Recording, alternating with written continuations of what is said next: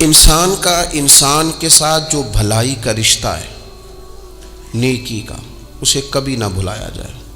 اور قرآن مجید نے کہا حل جزاء الاحسان الا الاحسان، کیا ہے بھلا نیکی کا بدلہ مگر نیکی۔ احسان کا بدلہ صرف احسان۔ ہم نہ احسان مندی نہیں کرتے، مزاج نہیں پیدا کرتے۔ اچھا کبھی احسان مانتے بھی ہیں تو کسی نے جو ایک دو احسان کر دیے ہیں نا اس کا مانتے ہیں، اور ہمارے جو قریبی ہیں جو اپنے ہیں جن کے احسان گنے نہیں جا سکتے، شمار نہیں کیے جا سکتے، ہم پر سب سے زیادہ احسان ہمارے رب کریم کا ہے۔ اس نے ہمیں پیدا کیا ہے، اس نے ہمیں زندگی دی ہے، وہ ہمیں رزق دیتا ہے، اس نے ہمیں شعور دیا ہے، اور پھر اس کے بعد ہمارے اوپر سب سے بڑھ کر احسان ہمارے رسول پاک کا ہے صلی اللہ علیہ وسلم۔ حضور کا تو وجود ہی پورا اللہ کا احسان ہے۔ لقد من اللہ علی المؤمنین اذ بعث فیہم رسولا، رب کہتا ہے میں نے تم پر احسان کیا ہے کہ میں نے تمہیں اپنا رسول عطا فرمایا۔ حضور کا سارا وجود ہی ہمارے اوپر احسان ہے۔ لیکن آپ دیکھ لیں اس احسان مندی کا جو خاص جذبہ ہونا چاہیے تھا اور ہمارے وجود میں اس کے جو اثرات ہونے چاہیے تھے، اور ہماری طبیعت جس طرح جھکی ہوئی ہونی چاہیے تھی اس احسان پر، وہ ہمارا مزاج نہیں بنتا الا ماشاء اللہ۔ اور دنیاوی احسانوں میں سب سے بڑھ کر جو ہمارے اوپر احسان ہے وہ ہمارے والدین کا ہے۔ اور قرآن مجید میں اللہ کریم نے فرمایا میرا بھی شکر ادا کرو اور اپنے ماں باپ کا بھی شکر ادا کرو، ان کا بھی شکریہ ادا کرو۔ وہ میں ایک دوست ناراض ہو گئے اپنے گھر سے، تو والد نے انہیں کہا ٹھیک ہے آپ الگ ہو جائیں، جو ان کا حصہ تھا وہ ان کو دے دیا۔ 4 بھائیوں میں سے ایک کو انہوں نے روانہ کر دیا۔ اب وہ ظاہر ہے کچھ پریشان ہوئے، گھر چھوڑنا تھا تو ایک اور جگہ منتقل ہوئے، تو ان کے ایک دوست نے ان کی مدد کی اور ان کو انہوں نے کچھ دن اپنے ساتھ رکھا، پھر آہستہ آہستہ مواقع بن گئے اور جگہ ان کو مل گئی۔ تو وہ میرے ساتھ گفتگو کر رہے تھے، تو ہم جو سادہ لوگ ہوتے ہیں دیسی دیہاتی، وہ ہم نہ ایک بات ہی پکڑ لیتے ہیں ساری زندگی، اور تصویر کا دوسرا رخ دیکھنے کو تیار نہیں ہوتے۔ کہنے لگے جی یہ میرا محسن ہے، اس نے اتنے دن مجھے گھر رکھا، کوئی 20-25 دن اس نے مجھے اپنے گھر رکھا، پھر اس نے میرے ساتھ تعاون کیا، پھر کاروبار چلانے میں میری مدد کی، پھر مجھے مکان لے کے دیا۔ 1-2 سال تک اس طرح اس نے مجھے سپورٹ کیا کہ میں ٹانگوں پہ کھڑا ہو گیا۔ اماں ابا نے تو مجھے نکال دیا تھا، اور ان کی وہ شکوے بھی بیان کرنے لگا، شکایتیں بھی کرنے لگا۔ تو میں نے اسے کہا کمال ہے نا، جس نے 20 دن گھر میں رکھا وہ محسن ہے، اور جس ماں نے 9 مہینے پیٹ میں رکھا اس کے بارے میں تیرا رویہ ہی بدل گیا ہے۔ آپ غور کریں گے اور سمجھیں گے اس بات کو کہ 9 ماں نے پیٹ میں رکھا، اور کیا دکھ سہے، کیا تکلیف ہے۔ اور میں نے کہا اس نے 2 سال سپورٹ کی ہے، اور یہ تو تیرا محسن ہے، اور جس باپ نے اتنی سپورٹ کی کہ تیرے 3 بچے بھی ہو گئے، تو وہ بس 1-2 منٹ میں تو وہ چپ کر گیا۔ میں نے کہا تمہیں یہ سپورٹ نظر نہیں آئی؟ ہم جو پیر صاحب تک پہنچے، ہم جو استاد صاحب تک پہنچے، ہم جو دوستوں تک پہنچے، ہم جو رشتہ داروں تک پہنچے، ہم جو اولاد تک پہنچے، ہم جو سسرال تک پہنچے، ہم جہاں بھی پہنچے، اس پہنچنے میں پہلا کردار ہمارے ماں باپ کا ہے۔ یہ پہلی درسگاہ ہے۔ وہ بھائی تھوڑا سا نا اپنے ماں باپ کے لیے بازو بچھے ہوئے ہوں، محبت ہوئی ہو، اور یار میرے رسول پاک کریم محبوب علیہ السلام، معصوم آمنہ صلی اللہ تعالی علیہ وسلم، نبی پاک علیہ السلام نے نہ فرمایا جس نے لوگوں کا شکریہ ادا نہیں نہ کیا اس نے اللہ کا بھی کوئی نہیں کیا۔ اگر تو کسی کا احسان مند ہی نہیں، اگر تو کسی کا مشکور ہی نہیں، تو اللہ کا کیا شکر ادا کرے۔ حضور نے فرمایا جب کوئی تمہارے ساتھ نیکی کرے تو بہترین بدلہ دینے کی کوشش کرو۔ وہ بابا بلے شاہ صاحب نے نا کتے کی وفاداری کا بیان فرمایا ہے، اور بڑی سمجھنے والی بات ہے۔ بابا صاحب کہتے ہیں کہ کتا جو ہے نا اس کے ہم مالک ہیں، تو ہمارا بھی تو کوئی مالک ہے نا۔ فرماتے ہیں ایک روٹی کتے کو ڈالتے ہیں، دوسری مانگے تو کئی دفعہ لوگ جوتا بھی مار دیتے ہیں۔ لیکن خود مالک جو ہے کتے کا وہ پنکھے کے نیچے اے سی کے نیچے سویا ہے، اور کتا جا کے صبح کسی درخت کے نیچے سوتا ہے، اور ساری رات مالک سویا ہوا ہے، یہ پہرے داری کر رہا ہے، اور کسی کو بھی اس کے گھر میں آنے نہیں دے رہا۔ کہتے ہیں تو کتے کا مالک ہے تو تیرا بھی تو کوئی مالک ہے نا۔ وہ 4 سال بیماری آ جائے تو لوگ معاذ اللہ اللہ کے شکوے کرتے ہیں، اور تو جوتے مارتا ہے تو تیرا جانور تیرے گھر سے جانے کو تیار۔ لوگ بوری میں ڈال کے بند کر کے چھوڑ آتے ہیں، اسے پتہ ہے مالک چھوڑ گیا ہے، لیکن گھر آنے سے پہلے بلی پھر آ جاتی ہے۔ ایک برکی دا قدر پچھانن پاویں مالک ہوں من ستے۔ احسان کسی کا تو یاد رکھا جائے، اور جو لوگ احسان مند تھے، حضرت شیخ سعدی رحمۃ اللہ تعالی علیہ فرماتے میں نے دیکھا ایک شخص کے پیچھے پیچھے ہرن چل رہا تھا، وہ ذرا میرے قریب آیا تو میں نے اسے آ کے کہا کہ یہ ہرن تو بندہ دیکھ کے بھاگ جاتا ہے، تیرے پیچھے کیسے چل رہا ہے؟ تو سعدی فرماتے ہیں وہ شخص کہنے لگا اس کا بچہ مر رہا تھا، میں نے بچایا ہے، میں نے اس کے بچے کو پانی پلایا ہے، گھاس کھلائی ہے، تو جب سے یہ دم ہلاتا ہلاتا میرے پیچھے ہے۔ حضرت سعدی فرماتے ہیں اس کے گلے میں رسی کوئی نہیں تھی، پر اگر اس کے گلے میں کوئی رسی تھی تو احسان کی رسی تھی، جس سے وہ بندھا ہوا پیچھے پیچھے چلا آ رہا تھا۔ کوئی تو ایسی رسی، یہاں تو بھائی اتنا عجیب معاملہ ہو گیا ہے۔ ہمارے ایک بہت بڑے بزرگ عالم ہیں، تو ایک دن فرما رہے تھے یار حد ہو گئی ہے، جن کو پڑھایا تھا لکھایا تھا وہ مقابلے میں آ کے بیٹھ گئے، ہم نے شاگرد بنائے تھے کہ دشمن تیار کیے تھے۔ وہ عربی کا ایک محاورہ ہے نا، جس سے نیکی کرو پھر اس کے شر سے بھی بچو، بعض تو اسے حضرت علی کا قول بھی کہتے ہیں۔ اپنی زندگی میں یہ مزاج کبھی نہ بنائیں، کبھی نہ بنائیں، کبھی کوئی ایسی طبیعت کے اندر بات نہ لائیں۔ لوگ مختلف لوگوں کے بارے میں نام لے کے ٹھٹھا کرتے ہیں معاذ اللہ، اور بڑی بڑی باتیں سناتے ہیں۔ ایک خان صاحب سے میری ملاقات ہوئی کچھ عرصہ پہلے، تو ایک انتہائی غریب آدمی کے گھر میں میں نے انہیں ڈیوٹی کرتے دیکھا، تو میں نے کہا آپ یہاں ڈیوٹی کرتے ہیں؟ کہنے لگے یہ ہمارے صاحب بڑے امیر ہوتے تھے، غریب ہو گئے، سب چھوڑ گئے، حالات کا تغیر بدلا۔ تو میں نے کہا آپ کیوں نہیں چھوڑ کے گئے؟ کہنے لگے کیا کروں، مجبوری ہے، نمک خار ہوں، ان کے گھر کا نمک کھایا ہے، اب حالات کے تغیر اصلہ نال جے نیکی کریے، وہ نسلاں تاک نہیں بھول دے۔ تو وہ میرے دوست کہنے لگے میں نے اسے 20 دفعہ کہا ہے کہ تو چلا جا، سب چلے گئے اور میرے پاس گنجائش بھی نہیں، لیکن یہ کہتا ہے یہیں روٹی کھائی ہے، جب راج کے ملتی تھی تب بھی کھاتے تھے، اب ایک ملتی آدھی آدھی کھائیں گے، رہنا یہیں پہ ہے۔ احسان مندی کا مزاج، اور بالخصوص اپنے قریبیوں کے بارے میں، اپنے اہل خاندان میں سے قریبیوں کے بارے میں احسان مندی کا مزاج بنائیں۔ اپنی طبیعت سے ناشکری، اپنی طبیعت سے رشتوں کو توڑنا، اپنے مزاج سے اپنے قریبیوں کے احسانات کو بھول جانا، اس سے باہر آئیں۔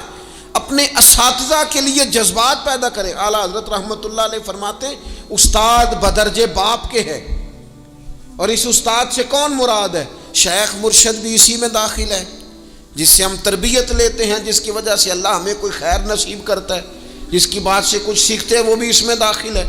فرماتے ہیں ان کا حق ہے، اور جو حق والے تھے انہوں نے حق اس طرح سمجھا کہ حضرت مولا علی شیر خدا فرماتے ہیں میرا استاد اگر چاہے تو مدینے کے چوک میں کھڑا کر کے مجھے بیچ دے، میں بک جاؤں گا، لیکن اس کے حق سے میں پیچھے نہیں ہٹوں گا۔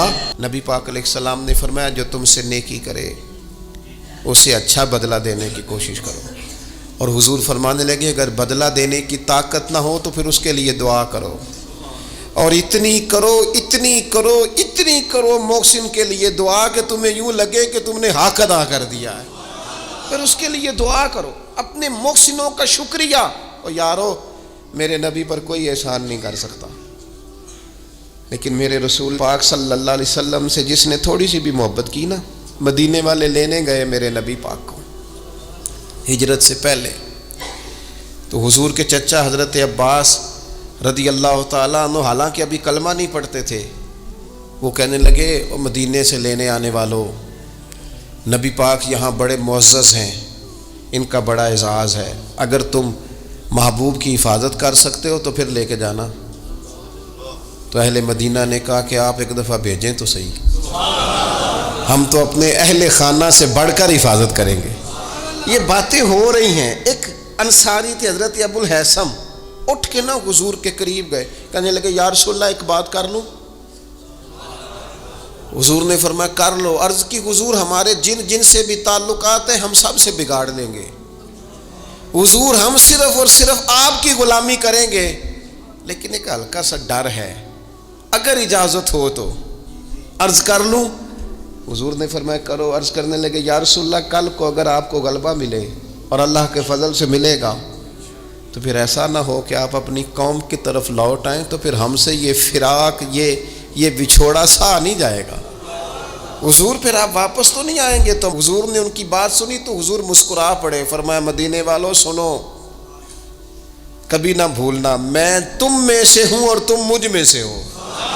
چھوڑ کے کیوں؟ ہمارے ایک بزرگ سے کسی نے کہا تھا او تم لوگ مدینے زیادہ رہتے ہو, حالانکہ نبی پاک نے تو مکے میں زیادہ وقت گزارا ہے. 63 سالہ عمر مبارک میں سے 53 سال مکے میں گزارے, مدینہ طیبہ میں تو صرف 10 سال گزارے اور تم ہر وقت مدینہ کرتے ہو. وہ کہنے لگے جا کے اپنا کیلکولیٹر ٹھیک کر, تیرا یہ فلسفہ بھی ٹھیک نہیں. نبی پاک نے مکے میں 53 سال گزارے ہیں اور مدینے میں قیامت تک کے لیے ڈیرا لگایا ہے. جا کے کیلکولیشن ٹھیک کر. حضور نے فرمایا رہنا بھی یہاں ہے, دفن بھی یہاں ہونا ہے, قیامت میں اٹھوں گا تو میری قبر بھی مدینے سے کھلے گی. حضرت عمر فاروق کہتے ہیں میں حضرت صدیق اکبر کے پاس بیٹھا تھا تو ایک خاتون آ گئی دربار خلافت میں کسی کام سے. تو حضرت سیدنا ابو بکر صدیق نے اپنے کندھوں سے چادر اتاری, اس چادر کو زمین پہ بچھایا, اس بیٹی کو, اس خاتون کو اپنی چادر پہ بٹھایا. تو حضرت سیدنا عمر کہتے ہیں میں نے کہا اللہ نے آپ کو اتنی شانوں سے نوازا ہے, انبیاء کے بعد آپ سب سے افضل ہیں اور آپ اپنی چادر کس کے لیے بچھا رہے ہیں؟ کون ہے آخر یہ خاتون؟ تو حضرت ابو بکر صدیق فرمانے لگے حضرت سعد بن ربیع رضی اللہ تعالیٰ عنہ نے میدان احد میں حضور کے قدموں میں جان قربان کی تھی. میں نے کہا ہاں. کہنے لگے یہ اسی سعد بن ربیع کی بیٹی ہے, یہ آج آئی ہے. اور ہمارے ملک میں کیا ہوا, کبھی پلٹ کے دیکھنا شہداء کے خاندان کس کیفیت میں, کبھی پلٹ کے دیکھنا سرحدوں پہ جان دینے والوں کے بچوں کی کیفیت کیا ہے.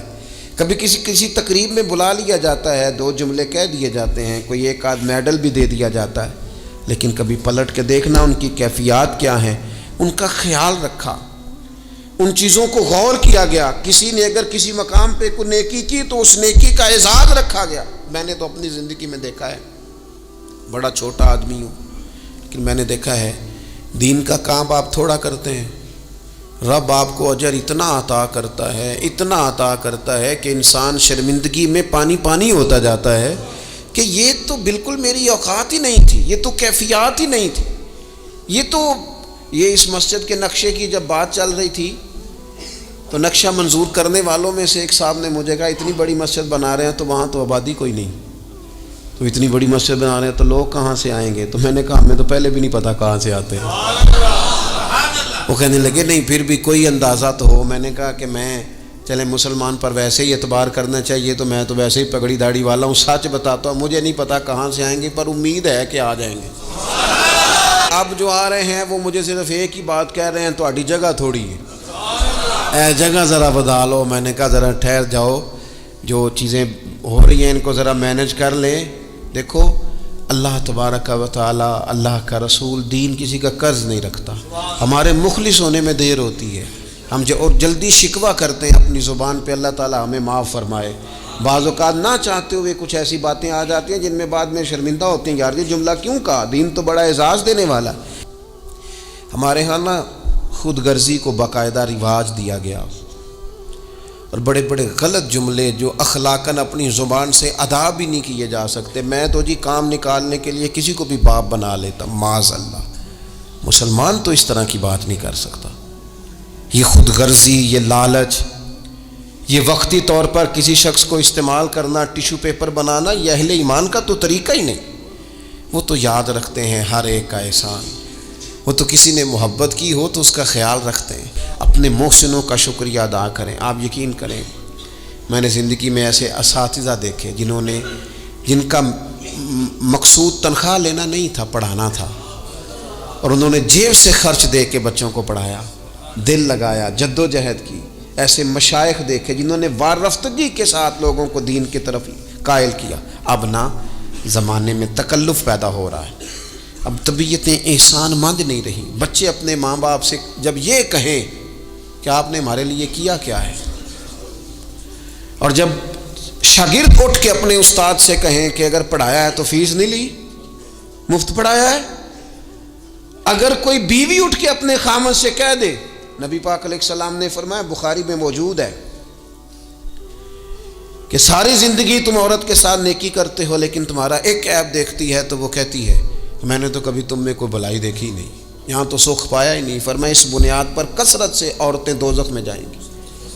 اور اگر وہ خاتون جس نے سارے دکھ سکھ دھوپ چھاؤ خامد کے ساتھ گزاری، اگر خامد اسی کو اٹھ کے تانا زنی کرے اور اس کے دو ایک کاموں کو بنیاد بنا کر کے یہ چیز نہیں ملی، یہ کپڑا وقت پہ استری ہوا نہیں ملا، اس کی زندگی کی ساری نیکیوں کو توڑ کے رکھ دے، یہاں تک کہ اس کے ماں باپ کے بارے میں بھی کمزور جملے کہے، تو اللہ کا قرآن کہتا ہے وَلَا تَنْسَبُوا الْفَضْلَ بَيْنَكُمْ، آپس میں ایک دوسرے کا احسان بھول نہ جایا کرو.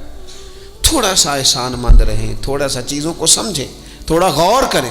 اگر یہ مزاج میں بات پیدا ہو جائے تو زمانے میں قرار آئے گا، ہم ایک دوسرے کی قدر کا احساس ہوگا، مل کے رہنا ہم پسند کریں گے، ہمارے اندر وہ چیزیں آئیں گی. یہ ادارے بنتے ہیں، یہ چلتے ہیں، لوگ آتے ہیں، میرا ہی نام ہے، مجھے ہی لوگ جانتے ہیں، میرا ہی تعارف ہوتا ہے، لیکن میں تو ابھی آیا ہوں. تو جس نے یہاں میرے آنے سے پہلے صفیں بچھائی ہیں وہ بھی تو بڑا قیمتی آدمی ہے نا، جس نے جھاڑو دیا اس کی بھی تو بڑی بات ہے نا. جو میں چلا جاؤں گا اپنے معاملات میں، جہاں مجھے مزید سفر کرنے نکل جاؤں گا تو یہاں ڈیوٹی کریں گے، یہاں سے چیزیں اٹھائیں گے، ان کی بھی تو بڑی بات ہے نا. لیکن ہم احسان ماننے کو تیار، یعنی سو رہے ہیں سیٹھ صاحب گاڑی میں، پیر صاحب علامہ صاحب سو رہے ہیں، ڈرائیور گاڑی چلا رہا ہے، وہ سویا ہوا ہے، پتہ نہیں کتنی دیر ہو گئی، ایک ذرا جگہ کسی جگہ بریک لگ گئی ہے تو آنکھ کھلتے کہتا ہے تیار نہ چلا. او بھائی تو سویا ہوا تھا. اس کی نیکی سمجھ جس نے ساری رات تجھے سفر کرایا ہے اور یہاں تو تلخ ہو گیا صرف ایک بات پر. احسان مندی کا مزاج نہیں. مطعم بن عدی ایک سردار تھا قریش کا. یہ بات نا، یہ ایک میں پڑھتے میں بدر کو پڑھ رہا تھا دراصل، یہ ایک بات میں نے پڑھی تو یہ سارا عنوان ہی میں نے بدل دیا. میں نے کہا بات ہی اس پہ کرنی. ایک شخص کا ذکر آیا بدر میں، مطعم بن عدی کا، کافر ہے، مسلمان نہیں ہوا، بدر میں اس کا ذکر آیا. ذرا دیکھیے ذکر کیسے آیا. نبی اکرم صلی اللہ تعالیٰ علیہ وسلم جب طائف سے واپس آئے نا، تو جب کوئی شہر سے جاتا تھا واپس آتا تھا تو کسی کی پناہ میں آتا تھا تاکہ پھر کوئی اسے تکلیف نہ دے، اس دور کا رواج تھا. تو نبی پاک علیہ السلام جب واپس آئے تو کئی لوگوں سے بات کی گئی لیکن کوئی بھی آگے نہ بڑھا حضور کی حفاظت کے لیے. تو مطعم بن عدی اپنے 6 یا 7 بیٹوں کو لے کر اسلحے سمیت پوری شان و شوکت کے ساتھ نبی پاک کو لے کے آیا اور پھر حضور نے بیت اللہ شریف میں نماز پڑھی. وقت گزر گیا، ایک دور کی بات تھی، وہ دور گزر گیا. اس کے بعد بڑے دور آئے، اللہ نے معراج عطا کی، حضور یہاں آ گئے مدینہ طیبہ میں، یہاں سینکڑوں لوگ مسلمان ہوئے، بدر میں اللہ نے فتح دی. جب بدر کے قیدیوں کی بات چل رہی تھی نا، یہ جو لوگ قیدی ہو کے آئے ہیں انہیں کس طرح چھوڑنا ہے، تو بڑے بڑے سردار مکے کے تیار تھے سفارش کے لیے آنے کے لیے کہ ان قیدیوں کو چھوڑ دیا جائے. یہاں بھی مشورہ ہو رہا تھا کیا کرنا ہے، قتل کر دیا جائے ان کفار کو، یہ بھی مشورہ تھا، فدیہ لے کے چھوڑ دیا جائے، یہ بھی مشورہ تھا. بہت ساری چیزیں ابھی طے ہونی تھی. تو ان ساری باتوں کے بیچ اچانک کیفیت بدلی. صحابہ کہتے ہیں باتیں ہوتے ہوتے ایک نیا رخ بات نے اختیار کیا. محبوب کریم اچانک فرمانے لگے آج اگر مطعم بن عدی زندہ ہوتا، کیونکہ وہ فوت ہو گیا تھا، کہا آج اگر مطعم بن عدی زندہ ہوتا اور وہ مجھ سے آ کے کہتا ان قیدیوں کو چھوڑ دے، تو حضور فرماتے ہیں میں دیر نہ کرتا، فوراً ہی چھوڑ دیتا. چونکہ مجھے اس کی وہ نیکی یاد ہے، اس نے وہ جو اس وقت میرے ساتھ رویہ رکھا مجھے بھولا نہیں. صرف ایک بات آپ کی خدمت میں عرض کرنا چاہتا ہوں کہ اپنی زندگی میں نا وہ انسان بڑا چھوٹا ہوتا ہے جب ماں اسے وقت دیتی ہے، بڑا چھوٹا ہوتا ہے جب باپ اسے وقت دیتا ہے. بڑے اساتذہ کے پاس بڑی کتابیں جب بندہ پڑھتا ہے وہ بھی بڑا وقت ہوتا ہے، لیکن جب اسے یہ اچھی طرح پہچان کرانی ہوتی ہے نا کہ یہ الف ہے، یہ با ہے، اور نہیں یہ تا ہے، آنکھیں کھول کے دیکھ، 2 نقطوں والا تا ہوتا ہے، یہ سا ہے، وہ بھی بڑے مشقت والے لوگ ہوتے ہیں، وہ بھی بڑی محنت کرتے ہیں، لیکن کیا کریں، بھول جاتے ہیں لوگ، نہیں یاد رہتا۔ وہ جس کی بات سن کے اللہ نے دین کی توفیق دی، اس کی بات سن کے اس طرف مائل ہوئے، پھر ریسرچ کی اور پھر اسی کو ان پڑھ کہنا شروع کر دیا، پھر کہا کہ اوہ توجہ تو اس نے دلائی تھی پر یہ بندہ ہی ٹھیک نہیں۔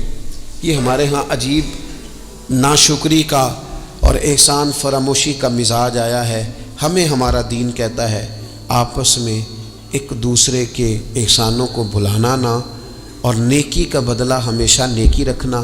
حضور نے فرمایا شکریہ ادا نہ کر سکو تو محسن کے لیے دعا ضرور کرنا۔ اپنی زندگی، یہ جو لوگ احسان مند ہوتے ہیں نا، یہ بڑے نفیس لوگ ہوتے ہیں، یہ حدود کے اندر ہوتے ہیں، یہ بڑے باادب ہوتے ہیں، ان کی زندگی سلجھی ہوئی ہوتی ہے، ڈھلی ہوئی ہوتی ہے، یعنی یہ وہ لوگ ہوتے ہیں جن کا کوئی ہوتا ہے، یعنی ان کی کوئی سند ہوتی ہے، ان کے کوئی پیچھے ہوتا ہے، ان کی کوئی بہک ہوتی ہے، انہیں کوئی کہنے والا ہوتا ہے، ان کا کوئی استاد مرشد ہوتا ہے، انہوں نے کسی سے سیکھا ہوتا ہے، ان کی کوئی پشت ہوتی ہے، یعنی یہ وہ ہوتے ہیں جن کا کوئی ہوتا ہے۔ اور جو کہے کہ میں تو ساری محنت آپ ہی کی تھی، ابے بھی کچھ نہیں سی دیتا، پائی بھی چھٹ گئے سن، فلانا بھی تو بھائی او بھائی تو ڈھلا ہوا ہی نہیں ہے، ایسا آزاد بندہ، اس طرح کی کیفیات، یہ انداز درست نہیں ہے۔ اپنی زندگی کو احسان مند بنائیں۔ ہم بڑے لوگوں کے احسان مند ہیں، آپ یقین کریں کبھی سوچتے ہیں تو ڈھیر سارے لوگ ایسے ہیں جن کے بارے میں سوچتے ہیں یار تیرا شکریہ کیسے ادا کریں گے، کہاں سے وہ لفظ لائیں گے جن سے تیرے بڑے سارے زندگی میں لوگ ہوتے ہیں۔ بس اپنا مزاج احسان مندی والا بنائیں، نہ جزا دے سکیں اور نہ کوئی بدلہ دے سکیں تو دعا کے تو الفاظ ادا کیے جا سکتے ہیں۔ زیادہ سے زیادہ وقت قرآن پاک پڑھیں، استغفار پڑھیں، درود پاک پڑھیں، یہ 3 ہی وظیفے ان کے ساتھ، اور رات کا وقت کوشش کریں قیام میں گزرے، نوافل میں گزرے، جہاں جہاں بھی آپ، اس کو ہم نے ضائع نہیں کرنا۔ یاد آتی ہے تو آنسو بھی نکلتے ہیں، دعا بھی نکلتی ہے۔ تھے کچھ لوگ پچھلے سال جو اس سال موجود نہیں ہیں، وقت تیزی سے گزر رہا ہے، تو یہ سعادتیں بڑی قیمتی ہیں، ان کو ضرور حاصل فرمائیں۔